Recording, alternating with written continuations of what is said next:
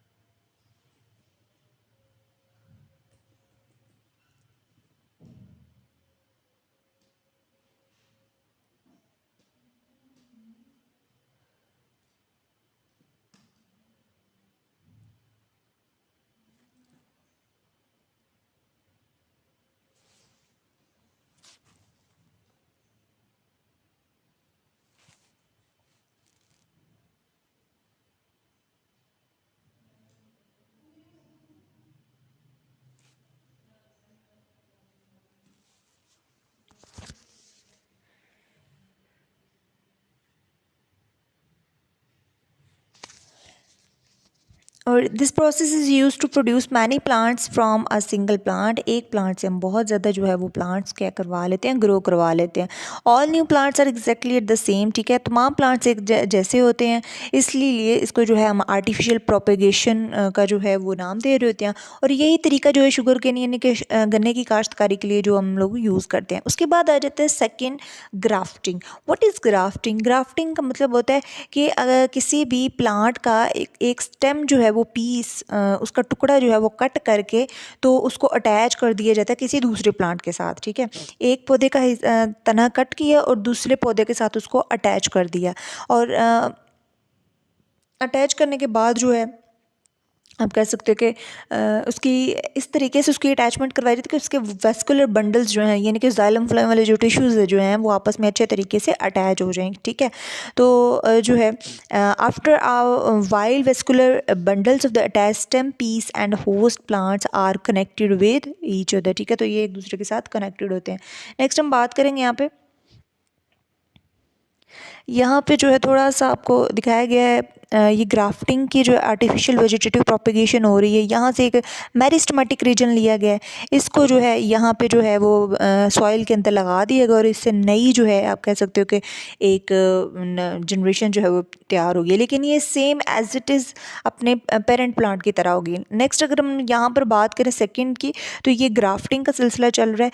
ये एक host stem है और ये जो है आप कह सकते हो कि किसी दूसरे प्लांट का जो है वो स्टेम है। इन दोनों को पीस इस तरीके से अंदर जो है अटैच करवाया जाता है कि इनके जाइलम और फ्लोएम वाले जो टिश्यूज़ हैं वो आपस में कनेक्टेड हो जाएं, और उसके बाद इसको जो है वो टाई कर दिया जाता है किसी भी जो है वो कपड़े से या फिर किसी रूफ वगैरह से, रस्सी वगैरह से, ठीक है। The stem piece the plant begin to grow together. This method is used to propagate many roses, peach trees, plum trees and various seedless fruits। यानी कि जितने भी हमें बीज के बगैर फ्रूट्स मिलते हैं वो सारे के सारे क्या कहलाते किसके थ्रू हम लेते हैं, कटिंग के थ्रू जो है वो इसको यूज़ कर रहे थे। उसके बाद आ जाता है advantage and disadvantage of vegetative propagation of plants. Plants can reproduce asexually via vegetative propagation, ठीक है। तो प्लांट्स भी जो है वो रिप्रोड्यूस कर सकते हैं किसके थ्रू, एसेक्सुअल रिप्रोडक्शन के थ्रू, ठीक है। तो वो मेथड जो है वो क्या कहलाता है, वेजिटेटिव प्रोपेगेशन, जो हम ऊपर डिस्कस कर चुके हैं। This method of reproduction has some advantage, ठीक है। इसमें के कुछ एडवांटेजेस भी हैं और डिसएडवांटेज यानी कि फ़ायदे भी हैं और नुकसान भी है। वो फ़ायदे कौन से हैं वो हम देखेंगे। Offsprings produced through vegetative propagation are genetically identical, ठीक है। पहली बात तो ये होगी कि ये अपने जो है पेरेंट्स के जो है वो तरह पेरेंट्स की तरह दिखते होंगे, ठीक है, यानी कि जेनेटिकली आइडेंटिकल होंगे। Therefore beneficial characteristics can be preserved, ठीक है। अगर ये अपने पेरेंट्स की तरह दिखते होंगे तो ऑब्वियसली इनकी जो है जो पेरेंट्स की जो जेनेटिक सारा खुसूसियात थी वो सारी की सारी महफूज हो जाएंगी इनके जो है वो ऑफस्प्रिंग्स में, ठीक है। In vegetative propagation there is no need of any mechanism of pollination. यहाँ पर जो है पॉलिनेशन की ज़रूरत बिल्कुल भी नहीं है। It helps to increase number of plants at a rapid rate, ठीक है। अब पॉलिनेशन क्या है वो हम जो है नेक्स्ट जो है टॉपिक में डिस्कस करेंगे कि पॉलिनेशन एक्चुअली में किसे कहते हैं, ठीक है। मेल प्लांट का मेल जो है आप कहते हो स्टेमन का स्टिग्मा पे जाके गिरना और उसके बाद फिर फर्टिलाइजेशन वाले अमल को जो हम पॉलिनेशन का नाम दे रहे होते हैं।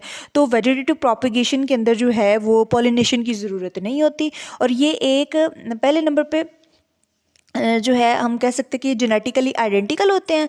दूसरा जो है यहाँ पे पॉलिनेशन की ज़रूरत नहीं होती। तीसरा थोड़े से टाइम में हम बहुत ज़्यादा जो है वो प्लांट्स की तादाद को ग्रो करवा सकते हैं। The organs of vegetative propagation enable many plants to pass over unfavourable conditions, ठीक है। तो बहुत ज़्यादा प्लांट्स जो हैं वो अनफेवरेबल कंडीशंस पे भी ग्रो कर सकते हैं। Plants bearing seedless fruit can be grown only by vegetative propagation. ऐसे प्लांट्स या ऐसे पौधे जिनके फ्रूट्स के अंदर कोई सीड्स वगैरह नहीं होते, तो वो सारे के सारे किसके थ्रू हम करवाते हैं, वो करवाते हैं वेजिटेटिव प्रोपेगेशन के थ्रू। अच्छा, उसके बाद जो है हम देखेंगे डिसएडवांटेजेस के कौन कौन से हैं। The plants do not have genetic variations, ठीक है। तो इसके अंदर ऑब्वियसली ये प्लांट्स अपने वालिदैन के साथ मिलते होंगे, तो हम जो है इसके अंदर स्पेसिफिक कोई जेनेटिक वेरिएशंस, कोई खसूसियात, मुख्तलिफपन जो है अपने वालिदैन से वो नज़र नहीं हमें आएगा। क्यों? क्योंकि ऑब्वियसली ये जो है वेजिटेटिव प्रोपेगेशन के थ्रू जो है हम हासिल कर रहे हैं प्लांट्स। तो स्पीशीज़ स्पेसिफिक डिजीज़, यानी कि अगर इन प्लांट्स के अंदर कोई स्पेसिफिक किसी ख़ास किस्म की डिजीज़ अगर पेरेंट्स में पाई जाएगी तो जो है नेक्स्ट जनरेशन में भी हमें जो है वो देखने को मिलेगी। तो ये जो है दो इसके डिसएडवांटेज हैं, ठीक है। उसके बाद हम देखेंगे यहाँ पर टिश्यू कल्चर एंड क्लोनिंग। वो टिश्यू कल्चर क्या है और क्लोनिंग क्या है ये हम देखेंगे। क्लोनिंग जो है वो लेटेस्ट मेथड है किस चीज़ का? वेजिटेटिव प्रोपेगेशन का, ठीक है। इस मेथड में क्या होता है कि जो ऑफस्प्रिंग है, जो नई नस्ल है, वो अपने पेरेंट्स के जो है वो पेरेंट्स से मिलती जुलती होती है, ठीक है। यूजिंग इट्स वेजिटेटिव टिश्यू और cell. Tissue culture is the technique applied in this method, ठीक है। तो टिश्यू कल्चर एक टेक्निक है जिसको हम अप्लाई करते हुए जो है वो क्लोनिंग के ज़रिए जो है वो वेजिटेटिव प्रोपेगेशन हम कर रहे होते हैं, ठीक है। अब ये टिश्यू कल्चर टेक्निक क्या होता है? किसी भी प्लांट का जो है वो छोटा सा थोड़ा सा आप कह सकते हैं कि टिश्यू जो है वो हमें चाहिए होता है, ठीक है। और उस टिश्यू को जो है वो हम सूटेबल न्यूट्रिएंट मीडियम में रखते हैं, ठीक है, जहाँ पर उसको वाटर, आयंस और सनलाइट वगैरह जो है वो हम प्रोवाइड करते हैं। और उसके बाद उस टिश्यू के अंदर जो है वो माइटोसिस स्टार्ट हो जाती है, और देखते देखते जो है वो with the passage of time, यानी कि टाइम गुजरते जो है उस माइटोसिस के थ्रू जो है वो सेल्स का जो साइज़ है वो इंक्रीज़ हो जाता है। जैसे ही हमारे पास ज़्यादा आप कह सकते हैं कि गुच्छा आ जाएगा सेल्स का, तो हम उसको बोलते हैं कैलस, ठीक है। और ये जो है इसी कैलस को जो है हम किसी दूसरे जो है वो मीडियम के अंदर जो है वो ट्रांसफ़र करते हैं, ठीक है। जिसके पास डिफरेंट किस्म के हार्मोन्स होते हैं जहाँ पे, ठीक है। और इन ये हार्मोन्स क्या फैसिलिटी इनको प्रोवाइड करते हैं? इस मैस ऑफ सेल्स को ये रूट्स बनाने, स्टेम बनाने और लीव्स बनाने में हेल्पफुल होते हैं। Calluses make these structures and grow into new small plants, ठीक है। तो ये कैलसेस जो हैं ये एक नया प्लांट जो है वो बनाने में हेल्पफुल होती हैं। तो small plants are then planted in pots and then in fields, ठीक है। तो ये छोटे छोटे एक पूरी का पूरा जो है वो स्टेप बाय स्टेप ये प्रोसेस है, ठीक है। कि ये क्लोनिंग क्या है? एक वेजिटेटिव प्रोपेगेशन का एक जो है अमल है, ठीक है। और इस मेथड में जो पेरेंट्स जो ऑफस्प्रिंग्स हैं, जो नई जनरेशन है, वो अपने जो है वो एक सिंगल पेरेंट से ही प्रोड्यूस करवा ली जाती है। वो कैसे कि उसका जो है वो टिश्यू या फिर सेल जो है वो लिया जाता है, उस टिश्यू को जो है वो कल्चर करवाया जाता है एक मीडियम में, ठीक है। और उसके बाद उसको शिफ्ट कर दिया जाता है उस मैस ऑफ सेल को हार्मोन्स वाली जो है वो मीडियम में, ठीक है। वहाँ पर इसके रूट, स्टेम और लीव्स बनते हैं। और आफ्टर दैट फॉर्मेशन उस छोटे से प्लांट को हम किसी भी पॉट के अंदर जो है वो ट्रांसफ़र कर देते हैं। देन उसको जो है हम अगर फील्ड में रिक्वायर है तो हम उसको फील्ड में ले जाते हैं, वहाँ पे ग्रो करवाते हैं। तो यहाँ पे जो है एक छोटी सी माइक्रो प्रोपेगेशन के बारे में बताया कि this method of propagation is also called micro propagation since it uses only a small part of plants, ठीक है। तो नेक्स्ट हम यहाँ पर अगर बात करें सेक्सुअल रिप्रोडक्शन प्लांट्स की, अभी तक हमने जो है वो सारे सेक्सुअल रिप्रोडक्शन जो है ऑर्गेनिजम्स में देखी है। तो यहाँ पे जो है हमारा नेक्स्ट है सेक्सुअल रिप्रोडक्शन इन प्लांट्स के जो है सेक्सुअल रिप्रोडक्शन में हमने पहले बात की थी कि इसमें दो पेरेंट्स जो हैं वो इन्वॉल्व होते हैं, ठीक है। इसमें मेल और फीमेल दोनों इन्वॉल्व होते हैं। यहाँ पे जो है सबसे पहले इसमें क्या होता है कि गैमीट्स प्रोड्यूस होते हैं, ठीक है। गैमीट्स अब कैसे बनते हैं, ठीक है, और कितने किस्म के होते हैं ये हम देखते हैं। गैमीट्स जो है वो मियोसिस, आपने जो है 9th क्लास में पढ़ा होगा कि सेल डिवीजन में के इसकी दो किस्में हैं, एक माइटोसिस है और एक मियोसिस है, ठीक है। तो माइटोसिस जो थी वो होती थी सोमैटिक सेल्स में, इनके बॉडी सेल्स में। और अगर बात करें मियोसिस की, तो मियोसिस होती है जो है स्पर्म और एग में, यानी कि गैमीट्स में होती है, जर्म सेल्स में होती है, ठीक है। तो प्रोडक्शन ऑफ गैमीट्स किसके थ्रू होती है? मियोसिस के थ्रू होती है। उसके बाद अगर हम बात करें उसके नतीजे में क्या बनता है? स्पर्म्स एंड एग सेल्स बनते हैं, ठीक है। और जब ये फ्यूज़ होते हैं दोनों, ठीक है, तो उस चीज़ को हम फर्टिलाइजेशन बोल रहे होते हैं, ठीक है। तो gametes are produced in special structures in plant body, ठीक है। तो प्लांट बॉडी के अंदर जो है ये गैमीट्स प्रोड्यूस होते हैं। Major plant groups are mosses, ferns and seed plants, ठीक है। ये 3 ग्रुप्स जो हैं वो हैं प्लांट्स के। सीड प्लांट्स में क्या क्या इंक्लूडेड होता है जिम्नोस्पर्म्स एंड एंजियोस्पर्म्स होते हैं, ठीक है। तो एंजियोस्पर्म्स और जिम्नोस्पर्म्स ये सारे के सारे दोनों ग्रुप किसके हैं, फ्लावरिंग प्लांट्स के। Plant groups use different methods for bringing the sperm and egg cells together, ठीक है। तो अगर हम बात करें इनके पास जो है ऑब्वियसली डिफरेंट प्लांट्स के पास डिफरेंट जो है वो मेथड्स होते हैं स्पर्म और एग सेल को करीब लाने के और फिर फर्टिलाइजेशन के, ठीक है। अगर बात करें मोसेस और फर्न्स की तो इनके लिए वाटर रिक्वायर होता है, ठीक है, कि जिसमें जो है वो स्पर्म जो है वो मोटाइल होता है और वो स्विम करके जो है एग सेल को फर्टिलाइज़ करता है। उसके बाद अगर बात करें यहाँ पे के वाटर जो है वो किस तरीके से कहाँ से आएगा, वो ड्यू से आएगा, यानी कि शबनम के कतरे जो है उससे भी हेल्प मिल जाती है। और उसके बाद रेनी सीजन में जो है वो ज़्यादा चांसेस होते हैं, ठीक है।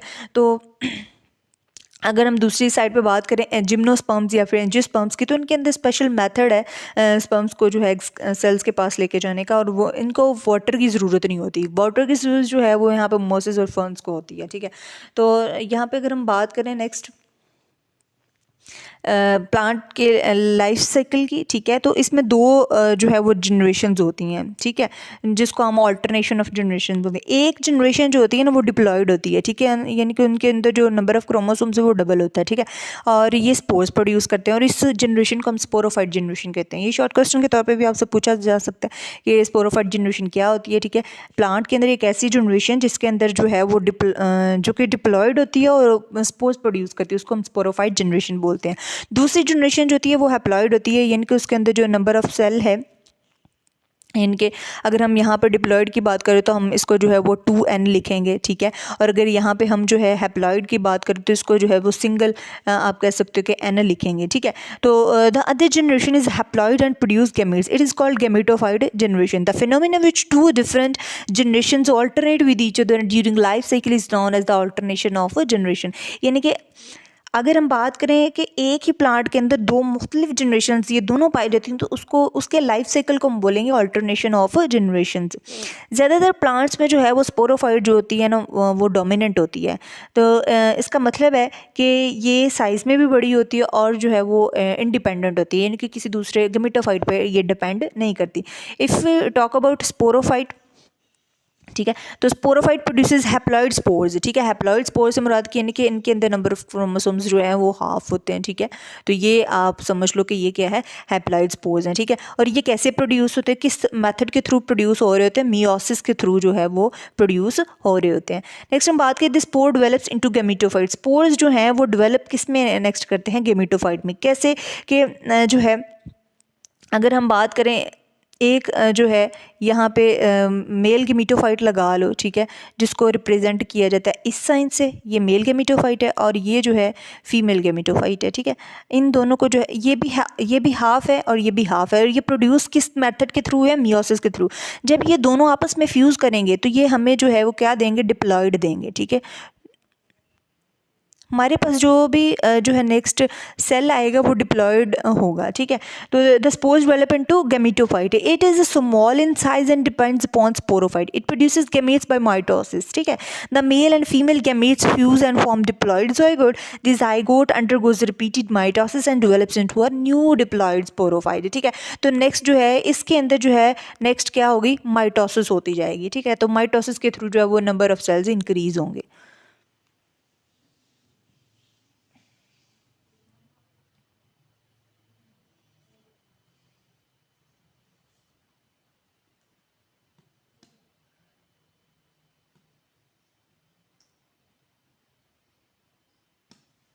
उसके बाद यहाँ पे हम देखते हैं सेक्सुअल रिप्रोडक्शन फ्लावरिंग प्लांट्स, ये देखेंगे।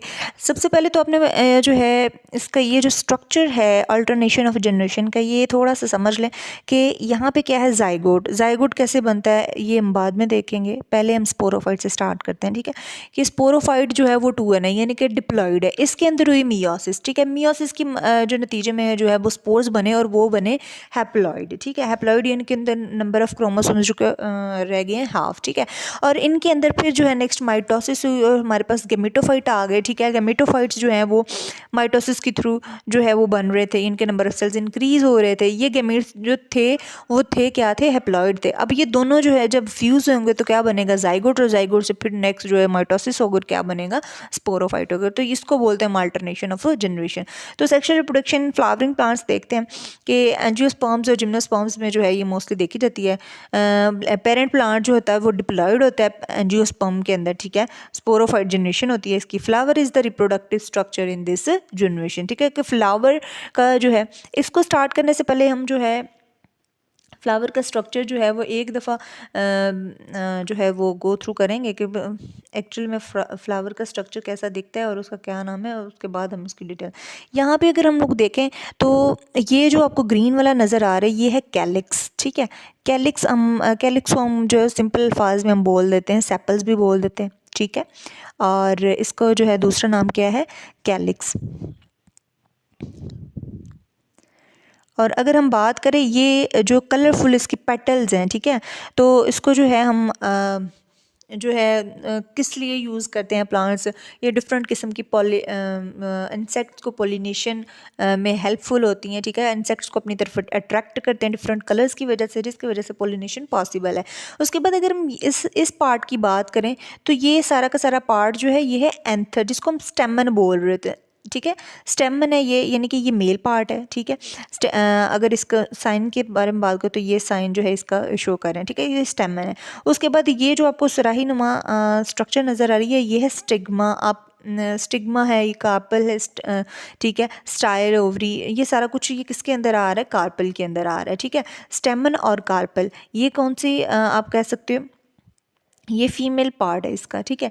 ये कार्पल है और ये फीमेल पार्ट है, और ये क्या है, मेल पार्ट है। उसके बाद अगर हम लोग बात करें कार्पल के डिफरेंट स्ट्रक्चर्स की, तो इसमें जो है ये क्या है, स्टिग्मा है, ऊपर वाला पोर्शन इसका स्टिग्मा है, ये नीचे सुराही नुमा गर्दन जो है इसकी स्टाइल है, ठीक है। और उसके बाद ये इसकी जो बेस है यहाँ पे, इसको हम बोलेंगे ओवरी बोलेंगे। उसके बाद इसके अंदर जो स्ट्रक्चर आपको नज़र आ रहा है ये इस तरीके से, तो इसको हम बोलेंगे ओव्यूल बोलेंगे, ठीक है। तो ये अगर हम बात करें यहाँ पे स्टेमन के स्ट्रक्चर की, तो ये ऊपर वाला जो इसका हिस्सा है ये, इसको हम एंथर बोलेंगे, और नीचे वाला जो धागा नुमा साख्त इसको हम फिलामेंट बोलेंगे। तो इसी चीज़ को हम जो है पीछे डिस्कस करते हैं कि जो है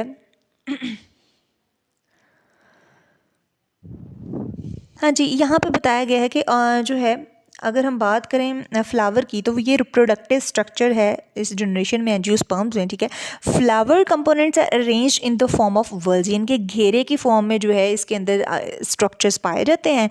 जो सबसे बाहर वाला घेरा है, ठीक है, वो reproductive part, non reproductive part है, जिसमें हमने वो सब्ज़ जो है वो हिस्सा देखा था और एक कलरफुल हिस्सा देखा था, डिफरेंट कलर, येलो कलर का, ठीक है।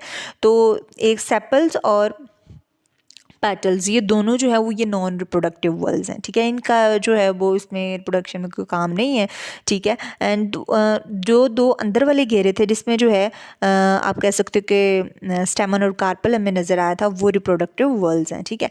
The flower is actually a condensed shoot with the nodes present very close to each other. The different parts of the flower are attached to the nodes. All the structures present in one node are collectively called the whorl. Whorl किसे कहते हैं, वो घेरा, घेरे को बोल रहे हैं कि जहाँ पर सारी की सारे जो स्ट्रक्चर्स हैं वो एक बेस पे, एक बुनियाद पे अटैच होते हैं, उस चीज़ को हम वर्ल्ड बोल रहे हैं, ठीक है। तो कैलिक्स क्या है, ये क्या है, आउटर मोस्ट वर्ल्ड है, ये सबसे जो है वो बाहरी घेरा है। It is usually green in colour, ठीक है। ज़्यादातर जो है वो ये आमतौर पे किस कलर का होता है, ग्रीन कलर का होता है। Its individual units leaflets are called sepals, ठीक है। तो इसको हम जो है क्या बोलते हैं, सेपल्स बोल रहे थे। इनका वैसे मेनली जो है वो मकसद कब काम आ रहा होता है, जब एक फ्लावर बनने से पहले जो पार्ट होता है उसका, उसको हम कली बोलते हैं। तो कली जो है वो आप कह सकते हो कि एक घेरे के अंदर महफूज होती है, और उसको हम जो है वो सेपल्स बोल रहे हैं, ठीक है। तो sepals protect the inner world at bud stage. Corolla, ठीक है, is the next inner world and is often brightly coloured, ठीक है। तो कोरोला किसे बोल रहे थे हम, पेटल्स को बोल रहे हैं, ठीक है, पत्तियों को बोल रहे हैं, फूल की पत्तियों को। इट्स इंडिविजुअल यूनिट्स लीफलेट, इसकी एक पेटल को हम लीफलेट बोलेंगे, ठीक है, एक पत्ती को, फूल की एक पत्ती को क्या बोलेंगे, लीफलेट बोलेंगे, ठीक है। दे सर्व टू अट्रैक्ट बीज, ये पहले भी जैसे कि हमने बात की कि ये डिफरेंट किस्म के इंसेक्ट्स को अट्रैक्ट करने के लिए, मुख्तलिफ़ किस्म के हशरात को, मक्खियों को अपनी तरफ मतवज्जो करने के लिए ये कुदरत ने इनके अंदर निज़ाम रखा है, ठीक है।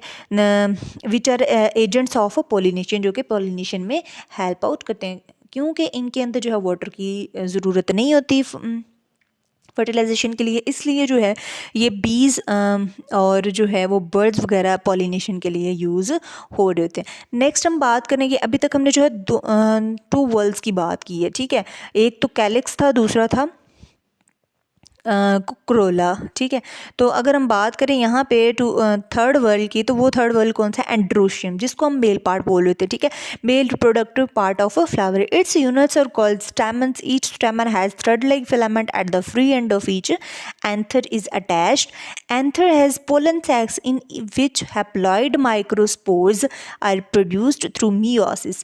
Each microspore germinates into the male gametophyte generation. During it, the nucleus of microspore undergoes mitosis and produces two nuclei, tube nucleus and generative nucleus, ठीक है। तो बात करें ये सारी जो है वो मेल पार्ट की, कि अगर हम जो है यहाँ पे देखते जाएं कि एक जो स्टिग्मा है वो कैसा दिख रहा है, ठीक है, तो इस तरीके से अगर होगा तो ये जो है वो बात करें कि इसके अंदर जो है ये जो स्टेमन है, इसके अंदर क्या है, डिफरेंट किस्म के जो है वो spores present, pollen grains present हैं, ठीक है। तो आप कह सकते हो स्पोर्स या फिर जो है आप पोलन ग्रेन्स बोल सकते हो, ठीक है। और इन ये पोलन ग्रेन्स जो होते हैं ना, इनके अंदर क्या होती है, पहले मियोसिस होती है, मियोसिस होने के नतीजों में जो है ये हेप्लॉइड हुए होते हैं, ठीक है। हेप्लॉइड होने के बाद जो है इनके अंदर फिर माइटोसिस होती है, और फिर जो है आप कह सकते हो कि यहाँ पे जो है प्रोड्यूस थ्रू मियोसिस, ठीक है। हर माइक्रोस्पोर जो है वो जर्मिनेट होता है मेल गमीटोफाइट में, ठीक है, मेल गमीटोफाइट जनरेशन कहलाती है इसकी, ठीक है। तो न्यूक्लियस जो है माइक्रोस्पोर का, ठीक है, उसके अंदर भी माइटोसिस होती है, ठीक है, और दो न्यूक्लियस जो है वो बनाती है, ठीक है। तो ट्यूब न्यूक्लियस और जनरेटिव न्यूक्लियस इसके अंदर जो है वो बनते हैं, ठीक है। The generative nucleus again undergoes mitosis and produces two sperms, ठीक है। तो यहाँ पे जो है जनरेटिव न्यूक्लियस जो है वो बनते हैं और माइटोसिस के थ्रू बन रहे होते हैं, ठीक है, और ये टू स्पर्म्स बना रहे होते हैं। उसके बाद है so germinated microspore has a tube nucleus and two sperms, ठीक है। तो माइक्रोस्पोर जो है में अगर बात करें जर्मिनेटेड माइक्रोस्पोर की, यानी कि जो जर्मिनेशन का जिसने जो है वो जर्मिनेशन करवानी है, ठीक है, तो उसके पास जो है वो ट्यूब न्यूक्लियस है और दो स्पर्म्स हैं। All the structures are the male gametophyte generation of plant, ठीक है। तो ये तमाम स्ट्रक्चर्स जो हैं वो क्या है, मेल गमीटोफाइट हैं, ठीक है, किसके, male gametophyte generation of plant के। एक दफ़ा इस पार्ट को जो है हम दोबारा रिवाइज करेंगे कि हमने अभी तक जो पढ़ा है वो पढ़ा है कि जो तीसरा घेरा होता है इसका होता है एंड्रोशियम का, ठीक है। एंड्रोशियम क्या है, एक मेल रिप्रोडक्टिव पार्ट है फ्लावर का, ठीक है। और इसका यूनिट जो है वो क्या कहलाता है, स्टेमन कहलाता है, ठीक है। और अब हम अगर बात करें स्टेमन की, तो हमने देखा कि स्टेमन के अंदर जो है वो स्ट्रक्चर हमें कुछ इस तरीके से जो है वो नज़र आ रहा था, ठीक है। तो इसके अंदर जो है ये जो स्टॉक लाइक स्ट्रक्चर है इसको हम क्या बोलेंगे, फिलामेंट बोलेंगे, क्या बोलेंगे, फिलामेंट। और यहाँ पे जो है अगर इसकी बात करें तो ये क्या था, इसका एंथर था, ठीक है। और एंथर जो है इसके अंदर जो है वो पोलन सैक्स होते हैं, ठीक है। पोलन सैक्स के अंदर जो है वो साढ़े के साढ़े क्या हैं, हैप्लॉइड होते हैं, हैप्लॉइड इन नंबर होते हैं, पोलन ग्रेन्स जिन्हें हम बोल रहे हैं, ठीक है। और ये कैसे बनते हैं, ये मियोसिस के थ्रू बन रहे होते हैं, ठीक है। जैसे ही हमारे पास पोलन ग्रेन्स बनते हैं, इनके माइक्रोस्पोर्स बनते हैं, ठीक है। तो ये माइक्रोस्पोर जो होते हैं ना, ये जर्मिनेट करते हैं, ठीक है। किस में जर्मिनेट करते हैं, मेल गमीटोफाइट जनरेशन में, ठीक है। तो ड्यूरिंग इट अगर हम बात करें माइक्रोस्पोर न्यूक्लियस की, तो माइक्रोस्पोर न्यूक्लियस जो है ना दोबारा कहाँ पे जाता है, माइटोसिस इसकी होती है, ठीक है। और एक न्यूक्लियस से हमारे पास दो न्यूक्लियस जो है ये बन जाते हैं। एक न्यूक्लियस जो है वो कहलाता है ट्यूब न्यूक्लियस और दूसरा न्यूक्लियस कहलाता है जनरेटिव न्यूक्लियस। उसके बाद अगर हम बात करें ना जनरेटिव न्यूक्लियस की, तो ये दोबारा जो है माइटोसिस इसके अंदर होती है, ठीक है, और ये 2 स्पर्म्स जो है वो प्रोड्यूस करता है। तो अगर हम बात करें जर्मिनेटेड माइक्रोस्पोर की, ठीक है, कि यानी कि एक स्पोर के अंदर जो है हमें एक ट्यूब न्यूक्लियस मिलता है और 2 स्पर्म्स मिलते हैं। तो ये सारे के सारे जो हैं वो पार्ट्स किसके हैं, स्पोर मेल गेमेटोफाइट के। उसके बाद हम बात करेंगे यहाँ पे फोर्थ वर्ल्ड की, ठीक है। चौथा घेरा जो है वो गायनोशियम का यानी कि फीमेल रिप्रोडक्टिव पार्ट है, ठीक है, और इसके यूनिट्स को हम कार्पल्स बोलते हैं, ठीक है। हर कार्पल जो है वो 3 हिस्सों पे इस पर मुश्तमिल है। पहला है इसका ओवरी, मिडल इसका स्टाइल है और तीसरा इसका जो है वो क्या है, स्टिग्मा है। अगर हम बात करें ओवरी के अंदर क्या है, तो ओवरी के अंदर जो है बहुत ज़्यादा एक से लेकर बहुत ज़्यादा जो है वो ओव्यूल्स पाए जाते हैं, ठीक है। Inside each ovule 1 haploid macrospore is produced, ठीक है। तो हर जो inside each ovule 1 haploid macrospore is produced through meiosis. Macrospore germinates into the female gametophyte generation. जो मैक्रोस्पोर है वो क्या होता है, जर्मिनेट होता है किस जनरेशन में, गैमेटोफाइट जनरेशन में। जैसे कि ऊपर हमने स्टेमन में जो है वो देखा था कि वो किस तरीके से जो है माइक्रोस्पोर जो है वो जर्मिनेट हुआ था मेल गैमेटोफाइट जनरेशन में, और यहाँ पर मैक्रोस्पोर जो है वो जर्मिनेट होगा फीमेल गैमेटोफाइट जनरेशन में। During it macrospore undergoes mitosis and produces an egg cell and some associated structures, ठीक है। तो इसमें भी इस मैक्रोस्पोर के अंदर भी क्या होगी, माइटोसिस होगी, और माइटोसिस के थ्रू एक तो एग सेल बनेगा और साथ में कुछ छोटे स्ट्रक्चर्स बनेंगे जिसको हम जो है आप कह सकते हैं कि हम फ्यूजन न्यूक्लियस के तौर पे बाद में देखेंगे, ठीक है। Egg cell and associated structures are the female gametophyte generation of plant. तो यहाँ पे जो है फीमेल गैमेटोफाइट जनरेशन जो है बताई गई है प्लांट की। उसके बाद हम लोग यहाँ पे देखेंगे कि पोलिनेशन का अमल होता कैसे है। तो जब जो है पोलन ग्रेन्स जो हैं वो मेच्योर होंगे, ठीक है, यानी कि स्टेमन के अंदर ये मेच्योर हो गए pollen grains, they are transfer to stigma, ठीक है। तो ये जो है कहाँ पर ट्रांसफ़र हो जाएंगे, स्टिग्मा के अंदर, ठीक है। It is called pollination. On reaching the stigma the tube nucleus of pollen grains construct a pollen tube, ठीक है। The pollen tube contains a tube nucleus and 2 sperms. The tube grows through style and ovary and enters ovule. Here it bursts and releases the sperms. Both sperms enter the female gametophyte. One sperm fuses with the egg and forms a diploid zygote. The other sperm fuses with diploid fusion nucleus and form a triploid nucleus called endosperm nucleus. Since the process of fertilization involves 2 fusion, it is called double fertilization. Zygote develops into embryo and endosperm nucleus develops into endosperm tissue, food of the growing embryo. Ovule then becomes seed and ovary changes into fruit. तो यहाँ पे full process जो है वो explain किया गया है किसका, पॉलिनेशन का, कि पॉलिनेशन कैसे होती है। यहाँ पे जो है आपको एक फुली पिक्चर के थ्रू जो है वो मैं अंडरस्टैंड करवाने की कोशिश करूँगी कि यहाँ पे एक्चुअली में क्या हो रहा है। So here is the thing which we will elaborate here.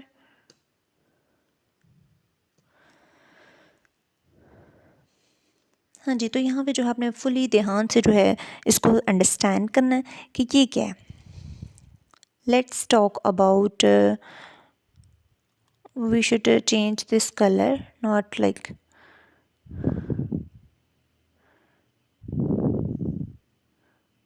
I think this will be helpful for us, ठीक है। तो यहाँ पे देखिएगा ये है रिप्रोडक्टिव पार्ट किसके, फ्लावर के, ठीक है। ये हमारे पास सेपल्स हैं, ये हमारे पास पेटल्स हैं, ठीक है। तो यहाँ पे जो है ये ओवरी दिखाई गई है, ठीक है। ये जो है ओवरी, ये इसका जो है वो स्टाइल है, ये स्टिग्मा है, ये एंथर यानी कि ये पोलन ग्रेन है। अगर इस एंथर को यानी कि स्टिग्मा को अगर हम लोग जूम इन करके देखें तो यहाँ पे इसको स्ट्रक्चर दिखाए गए हैं, ठीक है। कि यहाँ पे जो है माइक्रोस्पोर जो है यानी कि मदर सेल्स जो हैं वो डिप्लॉयड इन नंबर है, ठीक है। इनके अंदर हुई मियोसिस, ठीक ठीक है। और जैसे ही इनके अंदर मियोसिस हुई तो ये हेप्लॉइड बन गए, ठीक है। और हेप्लॉइड जो माइक्रोस्पोर्स ये कहलाना शुरू हो गए, ठीक है। जब ये हेप्लॉइड बनेंगे तो ये जो है जब मेच्योर हो जाएंगे तो ये यहाँ से रप्चर करके इस स्ट्रक्चर को तो क्या होंगे, ये ट्रांसफ़र होंगे स्टिग्मा के अंदर, ठीक है। अब कैसे, अब यहाँ पे देखिएगा, यहाँ पे हमने देखा था ना इसके अंदर के जनरेटिव न्यूक्लियस होता है और ट्यूब न्यूक्लियस होता है। इस माइक्रोस्कोप का स्ट्रक्चर अगर हम बड़ा करके देखें तो यहाँ पे हमें एक स्ट्रक्चर नज़र आता है ये, ठीक है। इसके अंदर दो न्यूक्लियस हैं, एक जनरेटिव न्यूक्लियस है, ठीक है, और दूसरा कौन सा है, ट्यूब न्यूक्लियस, ठीक है। अब और ये भी वन है ना, ये भी हैप्लॉइड है और ये भी क्या है, हैप्लॉइड है, और इसको हम बोलेंगे मेल गेमेटोफाइट, ठीक है। अब इसकी बात करते हैं हम, यहाँ से छोड़ें, अब हम यहाँ पे आ जाते हैं। ये है इसका फीमेल रिप्रोडक्टिव पार्ट, ठीक है। तो ये क्या है, ओव्यूल है, ये आपको ओव्यूल नज़र आ रहा है। ये क्या है, मैक्रोस्पोर है जिसे मदर सेल बोलते हैं, ये भी डिप्लॉइड नंबर है। अब इसके अंदर होगी मियोसिस और ये भी जो है वो मैक्रोस्पोर यानी कि हैप्लॉइड फॉर्म में आएगा, ठीक है। और इसके अंदर जो है हम देखेंगे एक ये ये जो है एक ये न्यूक्लियस है, ठीक है। और यहाँ पर जो है कुछ आप कह सकते हो कि ये एक मेन एग सेल था, ठीक है। और ये जो है ये इसके साथ एक्स्ट्रा स्ट्रक्चर्स बनी थी इसके एग सेल के साथ, ठीक है।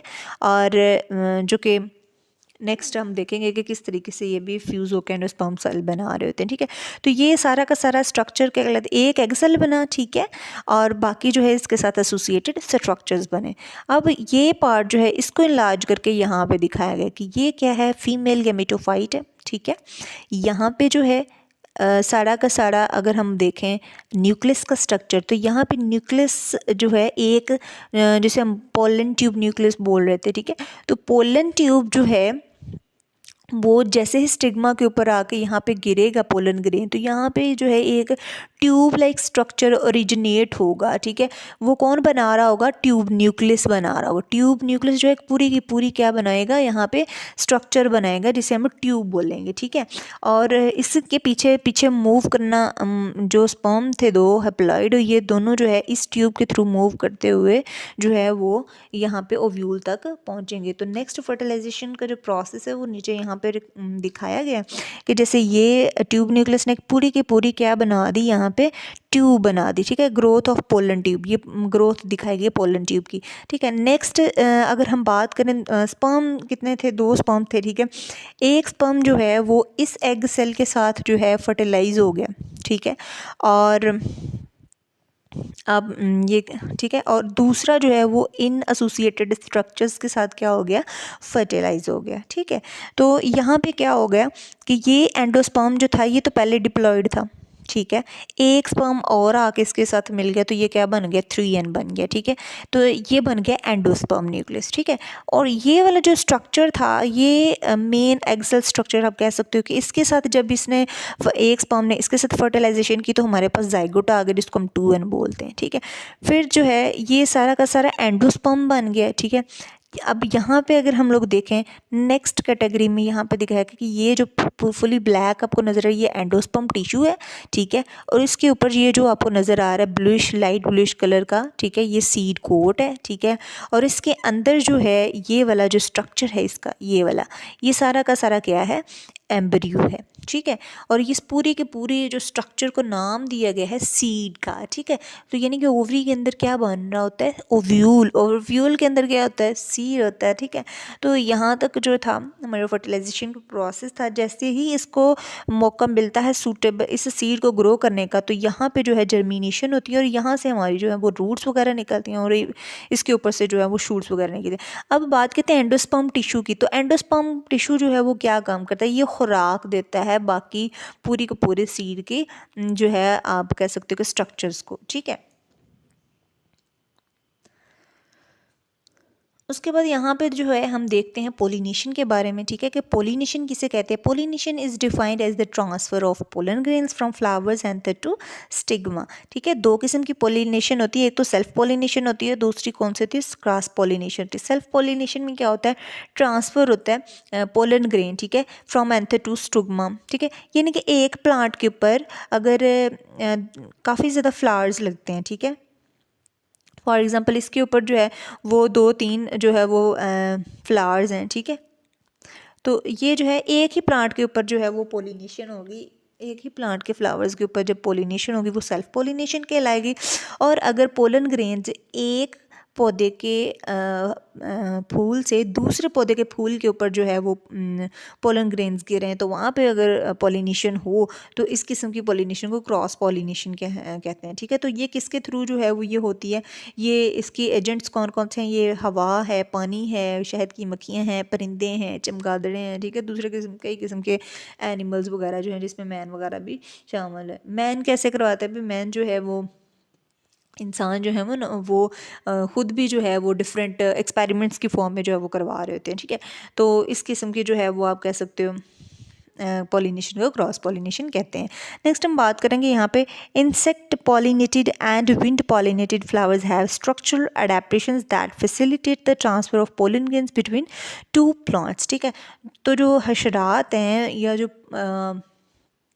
हवा के ज़रिए जो पॉलिनेशन होती है, ठीक है, तो उनके अंदर जो है आप कह सकते हो कि पोलन ग्रेन्स जो हैं ये हेल्प आउट करते हैं कि दोनों प्लांट्स के अंदर जो ये पोलन ग्रेन्स हैं वो क्या हो सकें, ट्रांसफ़र हो सकें। ठीक है, तो कुछ अडेप्टेशंस जो हैं वो किस यहाँ पर दिखाए गए हैं कि पोलन ग्रेन किस तरीके से जो है ये ट्रांसफ़र हो रहे होते हैं। यहाँ पे आपको हनी भी दिखाई गई है कि हनी भी किस तरीके से पोलन ग्रेन अपने साथ अटैच करती है और इसके ऊपर जाके ये ड्रॉप कर देती है।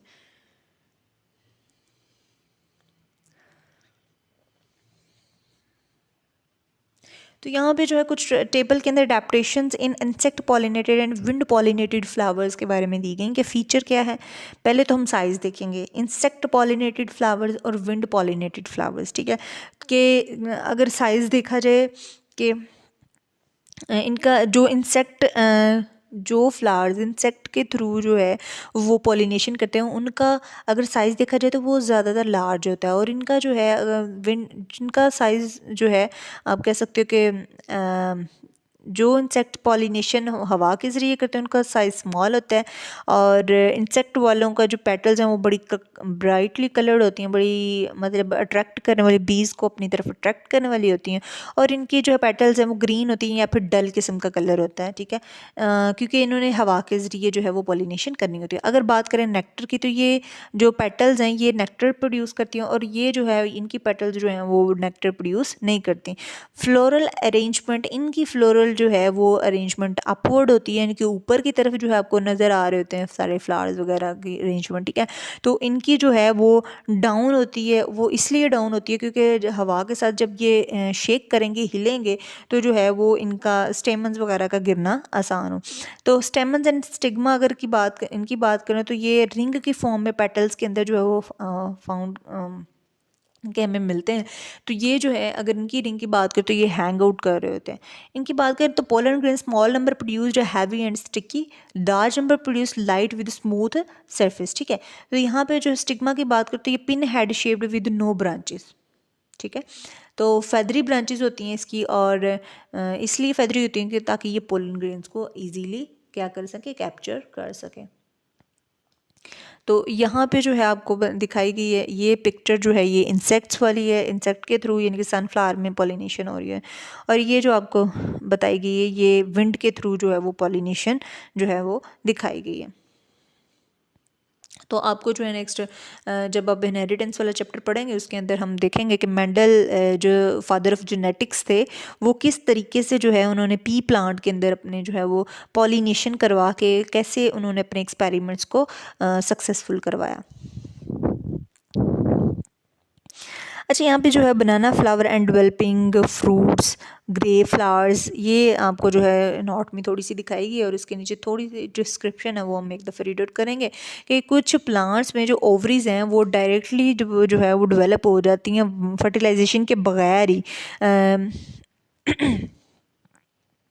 फ्रूट में जो है वो डेवलप हो जाती हैं। ठीक है, और इस प्रोसेस को हम बोलते हैं पार्थिनोकार्पी। ठीक है, और ये भी आपसे क्वेश्चन पूछा जा सकता है बोर्ड में। ठीक है, कुछ प्लांट्स में, कुछ पौधों में जो फ्रूट है वो बगैर फर्टिलाइजेशन के ही जो है वो बन जाता है ओव्यूल के अंदर। ठीक है, और इस प्रोसेस को हम बोलते हैं parthenocarpy and it results in seedless fruits, जिसमें बनानास की एग्जांपल है। ठीक है, और मुख्तलिफ किस्म के अंगूरों की एग्जांपल है। Examples of insect pollinated flowers are buttercup, rose, wallflower, sunflower, orchid. Examples of wind pollinated flowers are grasses, hazel, willow, corn, etc. ये सारे के सारे एग्जाम्पल्स आपने साथ याद कर लेनी है. नेक्स्ट हम बात करेंगे यहाँ पे structure and development of seed. ठीक है, बीज का स्ट्रक्चर कैसा होता है, ये जो है आपको लॉन्ग क्वेश्चन के तौर पे जो है वो पूछा जा सकता है अगर पेयरिंग स्कीम में जो है ये इंक्लूडेड है चैप्टर. तो ये बहुत इंपॉर्टेंट लॉन्ग क्वेश्चन है कि इसका डेवलपमेंट बताएं, इसका स्ट्रक्चर बताएं सीड का. तो फर्टिलाइजेशन की अगर बात करें तो फीमेल गेमेटोफाइट जो है बात करते हैं कि फीमेल गेमेटोफाइट के अंदर जो है फर्टिलाइजेशन हो रही होती है, तो फिर जो है जाइगोट बनता है. ठीक है, यहाँ पे अगर हम लोग बात करें यहाँ पे हैप्लॉइड स्ट्रक्चर जिसको हम जो है वो फीमेल गेमेटोफाइट बोलेंगे, और यहाँ पर जो है हैप्लॉइड स्ट्रक्चर जिसको हम मेल गेमेटोफाइट बोलेंगे. जब दोनों फर्टिलाइज होंगे तो हमारे पास एक जो है वो सेल बनेगा जिसको हम डिप्लॉइड बोलेंगे, और वो क्या होगा, जाइगोट होगा. ठीक है, तो जाइगोट जो है डिवाइड होता है. नेक्स्ट इसके अंदर नेक्स्ट जो है वो जो डिवीजन होती है सेल की वो होती है माइटोसिस. ठीक है, और ये जाइगोट के बाद क्या बनता है, यहाँ पे एम्ब्रियो बनता है. क्या बनता है, embryo. At the stage in gymnosperms and angiosperms ovule changes into, ovule जो है वो सीड के अंदर चेंज होता है. The formation of seed complete the process of sexual reproduction in seed plant. ठीक है, तो जो है अगर बात करें सेक्सुअल रिप्रोडक्शन, अगर सीड प्लांट्स की बात करें तो यहाँ पे जो है सीड बन जाता है. अगर सीड प्लांट्स की बात करें तो सेक्सुअल रिप्रोडक्शन के थ्रू ही क्या बनता है, सीड बन जाता है. ठीक है, उसके बाद अगर हम लोग बात करें यहाँ पे इसकी एंजियोस्पर्म्स.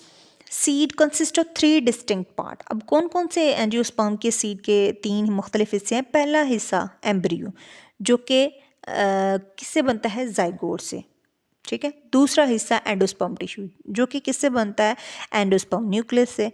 और तीसरा हिस्सा इसका सीड कोड यानी कि इसका सीड कवर, बीज का कवर जो कि डेवलप होता है वॉल ऑफ ओव्यूल यानी कि ओव्यूल की दीवार से, जिसको हम एंटेगुमेंट बोलते हैं. सीड कोट अब क्या है, यहाँ पे हम इसकी थोड़ी सी डिटेल देखेंगे कि सीड कोट को हम टेस्टा भी बोलते हैं, जो डेवलप किससे होता है, इंटेगुमेंट से.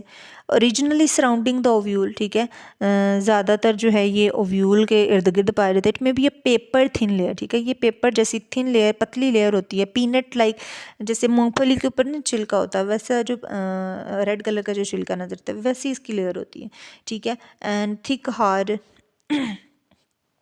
ठीक है, ये यानी कि सख्त भी हो सकता है, जैसे कोकोनट के ऊपर वाला खोल होता है. ठीक है, तो ये जो है सारा का सारा डिपेंड कर रहा होता है स्पीशी वैरायटी पे. ठीक है, तो सीड कोड प्रोटेक्ट्स एम्ब्रियो. ठीक है, ये सीड कोड क्या करता है, एम्ब्रियो को बचाता है बाहरी इन्वायरमेंट से, बाहरी दुनिया से का जो भी, यानी कि अगर ड्राई कंडीशन आप कह सकते हो कि अगर खुशक साली से बचाता है इसको. ठीक है, इसको मौसर इन्वायरमेंट प्रोवाइड कर रहा होता है. ठीक है, there is a scar on seed coat called hilum. ठीक है, एक छोटा सा घड़ानुमा साख्त इसके ऊपर हमें पाई देखने को मिलती है, जिसको हम क्या बोलते हैं, हाइलम बोलते हैं, जो कि आप यहाँ पे जो है स्ट्रक्चर में देख सकते हैं कि यहाँ पे जो है सीड की बेस पे जो है हाइलम जो हमें नज़र आ रहा है. It is where the seed is attached to ovary wall. At one end of hilum there is a micropyle. यहाँ पर एक छोटा सा सुराख भी है जिसको हम क्या बोलेंगे, माइक्रोपाइल बोलेंगे. This is the same opening through which the pollen tube entered ovule. Seed uses it for the absorption of water. Seed is जो है वो ट्यूब के जो है थ्रू क्या कर रहे होते हैं, अपनी पानी की एब्जॉर्प्शन को मुकम्मल कर रहे होते हैं. उसके बाद embryo is actually an immature plant. It consist of a radical plumule and 1 or 2 cotyledons. ठीक है, अगर बात करें रेडिकल की तो रेडिकल से क्या रूट्स जो हैं वो निकलती हैं, प्लम्यूल से जो है वो शूट्स निकल रही होती हैं. Radical of embryo develops into new root while plumule develops into new shoot. Embryonic stem जो है above the point of attachment cotyledons is called epicotyl. ठीक है, तो एम्ब्रियोनिक स्टेम जो है कॉटिलेडन जहाँ पे जो है पॉइंट ऑफ अटैचमेंट होता है, इसको आप एपिकोटाइल बोलते हैं, ठीक है। Embryonic stem below the point of attachment is called hypocotyl, यानी कि जो नीचे जो है आप कह सकते हो कि अटैचमेंट से नीचे जो हिस्सा होगा उसको हम हाइपोकोटाइल बोलेंगे, और जो ऊपर वाला होगा उसको एपिकोटाइल बोलेंगे। Within seed there is a store of nutrients for the seedling that will grow from embryo. In angiosperm the stored food is derived from the endosperm tissue. This tissue is rich in oil or starch and protein. In many seeds, the food of the endosperm is absorbed and stored by cotyledons. ठीक है, तो यहाँ पे क्या है, angiosperms में क्या होता है कि जो है फूड स्टोर होती है, ठीक है, और ड्राइव किस में होती है, food is derived from the endosperm tissue. This tissue is rich in oil, starch and protein, ठीक है, और ये सारी की सारी क्या प्रोवाइड कर रही होती है, फूड प्रोवाइड कर रही होती है। नेक्स्ट हम यहाँ पर जो है बात करेंगे जर्मिनेशन ऑफ सीड की, कि सीड को अगर फेवरेबल कंडीशंस मिले, अगर इसको अच्छा इन्वायरमेंट मिले, लाइट, वाटर, टेम्परेचर्स, ठीक है, न्यूट्रिएंट्स वगैरह सारा कुछ सूटेबल हो, ठीक है, लोकेशन इसकी सूटेबल हो, टाइम इसका फेवरेबल हो, तो फिर ये क्या करता है, जर्मिनेट करता है। जर्मिनेट यानी कि उगना शुरू कर देता है, ठीक है, बीज। अब वो कौन कौन से seed germination is a process by which a seed embryo develops into a seedling, ठीक है। सीड के अंदर से छोटू सा जो है वो अगर प्लांट निकलना होना शुरू हो जाता है तो उसको सीडलिंग बोलेंगे। During germination embryo socks up water which causes it swell splitting the seed cone. Obviously जब जो है सीड के अंदर वाटर जो है वो अब्जॉर्ब होता जाएगा तो वो क्या होगा, स्प्लिट हो जाए, उसका जो सीड कोट है, उसका जो हॉल है वो टूट जाएगा, ठीक है। तो रूट जो है वो पहला स्ट्रक्चर है जो कि रेडिकल से निकलता है और कहाँ पे प्रेजेंट होता है, सीड के अंदर, और प्लोम्यूल जो है वो छोटी सी शूट के अंदर जो है वो डेवलप होता है, ठीक है, और ये सॉइल के ऊपर ग्रो करना शुरू कर देता है। उसके बाद अगर हम बात करें ना हाइपोकोटाइल और एपिकोटाइल की, तो यहाँ पर जो है एपिकोटाइल और हाइपोकोटाइल की बेसिस पे दो किस्में हैं जर्मिनेशन की। अब वो कौन कौन सी हैं, यहाँ पे एक एपिजियल जर्मिनेशन है, ठीक है। Hypocotyl elongates and forms a hook pulling the cotyledons above ground, ठीक है। तो अगर बात करें बीन्स, कॉटन, पपाया, पपीता वगैरह की, ये एग्जांपल्स है किसकी, इस सीड के जर्मिनेशन की। तो हाइपोजियल एपिजियल यानी कि ऊपर वाला हिस्सा, ठीक है, यानी कि शूट डेवलप करवा रहा है। तो हाइपोजियल जर्मिनेशन यानी कि एपिकोटाइल जो है वो इलांगेट करता है और एक हुक बनाता है। इस टाइप की जर्मिनेशन को हम कॉटिलेडन्स जो हैं, this type of germination the cotyledons stay underground, pea, maize and coconut germinate in this way. तो यहाँ पे जो है बात करेंगे हाइपोकोटाइल की, तो ये जो है इसका क्या है, हाइपोकोटाइल कॉटिलेडन है ये, ठीक है। उसके बाद ये एपिकोटाइल है, उसके बाद ये हाइपोकोटाइल। यहाँ पर भी जो है वो आपको डिफरेंट किस्म की, यहाँ पे एपिकोटाइल ग्रो करवा रहा है और ये जो है कॉटिलेडन, ये हाइपोकोटाइल है, ठीक है। तो यहाँ पे जो है ये सीड जर्मिनेशन का जो टॉपिक है,